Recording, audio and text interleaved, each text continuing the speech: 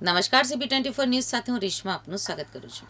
હોળી ધૂળેટીના તહેવારને લઈને અમદાવાદમાં એસટી સ્ટેન્ડ ઉપર ભારે ભીડ જોવા મળી રહી છે. ગીતા મંદિર એસટી સ્ટેન્ડ ઉપર પણ મુસાફરોની ભારે ભીડ જોવા મળી રહી છે. હોળી ધૂળેટીના તહેવારો હવે નજીક છે, ત્યારે અન્ય રાજ્યોના વસતા લોકો વતનમાં જઈ રહ્યા છે, જેના કારણે સમગ્ર રાજ્યના બસ સ્ટેશન ઉપર મુસાફરોની ભારે ભીડ જોવા મળી રહી છે.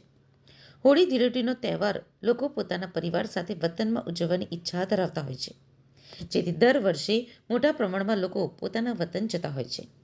પ્રશાસન દ્વારા જણાવાયું છે કે જરૂરિયાતને ધ્યાને લઈને 500થી વધુ એક્સ્ટ્રા બસો દોડાવવામાં આવી છે.